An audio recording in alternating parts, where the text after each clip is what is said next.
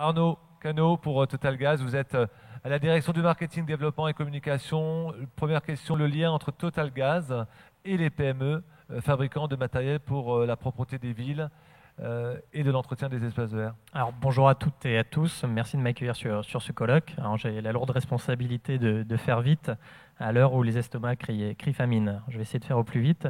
Donc, pour revenir sur le lien entre Total Gaz et les PME, je dirais les liens, puisqu'il y en a plusieurs aujourd'hui. C'est bien évidemment des valeurs communes et une défense de l'environnement, une volonté de défendre l'environnement et une volonté de proposer des actions concrètes avec le développement en commun d'un nouveau matériel, de nouveaux matériels, et notamment une tondeuse qui fonctionne au gaz. Alors pour la petite histoire, même si Total Gaz fait partie du groupe Total, Total Gaz c'est aujourd'hui 500 salariés, donc on n'est pas très loin non plus des problématiques de gestion d'une PME. Les performances écologiques d'une tondeuse au gaz par rapport à une tondeuse thermique? Aujourd'hui, donc, les performances écologiques d'une tondeuse, c'est bien évidemment la réduction des émissions de polluants. On en a parlé tout à l'heure, on a eu l'occasion, M. Meyer en a fait aussi un exposé. Pourquoi? Alors, grâce justement à la combustion du gaz qui évite et qui minimise le rejet d'oxyde de carbone, de plomb, de soufre et de fumée grasse. On a d'ailleurs, pardon si vous le permettez, on a d'ailleurs eu un institut indépendant qui a fait donc, des études là-dessus et qui nous a sorti les chiffres. Tout à l'heure, justement, M. Meyer nous présentait. Et les chiffres sont assez éloquents, vous les voyez derrière moi. C'est 21% de moins d'émissions de CO, 21% en moins de CO2 et 25% d'hydrocarbures en moins. Quelles sont les incidences d'une tondeuse au gaz sur la fiabilité de la machine et du moteur? Quand on parle de fiabilité, je pense que la première chose, c'est d'interroger les utilisateurs qui ont toujours le meilleur retour. Et aujourd'hui, après 3 ans de recul, les performances de tonte sont identiques à la petite sœur de l'Hydro 80 GPL, c'est-à-dire à la version thermique. Les conséquences économiques d'une tondeuse au gaz, est-ce que ça coûte cher? Il y a plusieurs points à prendre en compte. Il y a le coût d'achat de l'appareil, bien évidemment, le coût d'utilisation et le coût d'entretien. Alors, pour être transparent, en coût d'achat, oui, la tondeuse Hydro 80 GPL est environ 20% plus chère que sa petite sœur dont je parlais auparavant. Par contre, après, quand on prend en compte les coûts d'utilisation et les coûts d'entretien, c'est là où on s'aperçoit des économies et du retour sur investissement donc de 500 heures. Pareil, M. Meyer en parlait tout à l'heure, donc ce qui correspond à peu près à une année de tonte. À partir d'une année de tonte, vous commencez à amortir ces 20%. Alors, comment ça s'explique? Notamment grâce au prix du carburant, qui est 2,5 fois moins cher que de la version thermique, que l'essence ou le diesel. Et vous avez aussi l'autonomie, qui est beaucoup plus grande, puisqu'on a 3 fois plus d'autonomie par rapport à une version thermique. On va être entre 4 et 6 heures sur la version thermique, et on peut aller jusqu'à 15, voire 18 heures sur certains tests sur la version GPL. Donc une plus grande autonomie, presque doublée, ou doublée, même un coût horaire d'utilisation diminué. Et l'entretien en moins aussi, avec la fluidité du moteur, moins de secousses sur la transmission et moins d'usure des pneumatiques. Les incidents sur la sécurité de l'utilisateur ou de celle des usagers éventuellement? Alors, comme pour tout modèle, qu'il soit thermique, au gaz, à l'électricité, nous devons répondre à des exigences en termes de sécurité. Et notamment 3 points. Donc, les bouteilles de Total Gaz sont approuvées par le service des mines et régulièrement contrôlées, bien évidemment. Elles sont conformes aux normes NF et à la réglementation des appareils en pression. Et bien évidemment, le plus important, c'est qu'elle est équipée d'un rabinet anti-fuite qui coupe l'arrivée de gaz, même en cas de rupture du flexible. Comment je fais pour m'approvisionner en bouteilles de gaz? Tout d'abord, on détermine vos besoins ensemble, c'est-à-dire votre consommation annuelle. Ensuite, on vous propose un contrat d'approvisionnement d'1 an où on vous met à disposition des bouteilles. Alors, vous ne payez pas la consignation, c'est-à-dire que vous ne payez uniquement que la charge de la bouteille et c'est nous-mêmes qui venons vous rapprovisionner avec nos camions.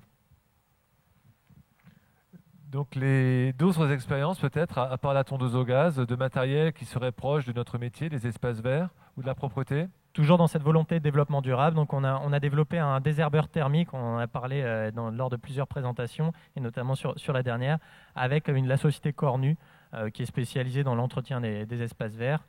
Et donc, tout le monde est convaincu de la valeur écologique de ce type de produit, autant que la tondeuse l'est. C'est-à-dire que là, sur le désherbeur, il permet bien évidemment d'éviter la pollution des nappes phréatiques et de préserver la qualité des sols. Donc, dans le petit matériel des espaces verts, est-ce qu'on peut trouver d'autres matériels ou véhicules fonctionnant au gaz? Alors, on parlait du contrat de partenariat avec Eutesia, avec Cornu. Totalgaz a aussi un partenariat avec la société Piaggio, spécialisée dans les porteurs. Donc, tout ce qui est entretien de voirie, entretien d'espaces verts. Donc, aujourd'hui, voilà tous les types de véhicules qu'on peut trouver au GPL dans les entretiens d'espaces verts. Et aussi, bien évidemment, les flottes de véhicules fonctionnant au GPL. Quelles sont vos grandes références dans ce domaine? La ville de Paris avec Piaggio, c'est comme ça qu'est né ce partenariat sur la flotte GPLC. C'est-à-dire que toute la flotte est équipée de cartes GR, les cartes grands routiers, pour se permettre de rapprovisionner dans nos stations. Alors, sur Paris, le maillage de stations, trouver une station Total, c'est facile. Dans d'autres communes, comme Angers, aujourd'hui, qui est client aussi Total Gaz, nous avons mis à disposition une station privative pour sa flotte de véhicules qui est de l'ordre de 250. Pour la petite histoire aussi, je me permets de terminer. On est en train d'étudier avec Annecy, qui est aussi client chez nous, pour mettre au point une station privative sur le port d'Annecy pour approvisionner les bateaux qui fonctionneraient au GPLC. En ce moment, c'est en étude.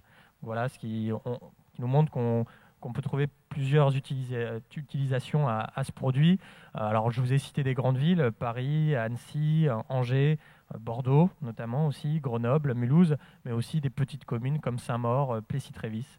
Voilà, on s'adapte vraiment à toutes les collectivités. Alors, vous êtes un partenaire de collectivité avec un agrément de fournisseur public. Que signifie cet agrément? Alors, Totalgaz a obtenu cet agrément en 2004 suite à l'ouverture du marché du gaz. Et aujourd'hui, donc, il existe différents types de réseaux. Vous avez le réseau collectif pour un quartier, un immeuble, une zone pavillonnaire, et ce qu'on appelle la délégation de services publics, où là, on va raccorder la commune entière. Comme le gaz naturel arriverait dans votre commune, Totalgaz mettra à disposition un énorme réservoir qui viendrait raccorder toutes les personnes de votre collectivité.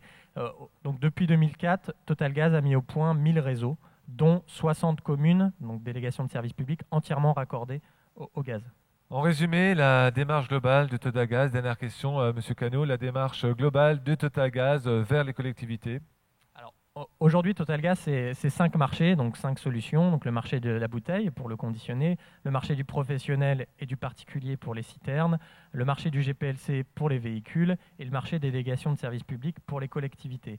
Donc, c'est autant de produits et de solutions dédiés aux collectivités, mais si on doit retenir qu'un élément, c'est notre démarche de conseiller en économie d'énergie, puisqu'aujourd'hui, on pousse notre conseil au point d'aider les collectivités à isoler aussi leurs bâtiments, parce qu'on parlait tout à l'heure de l'agenda 21 et des 3x20, je crois, qui ont été cités.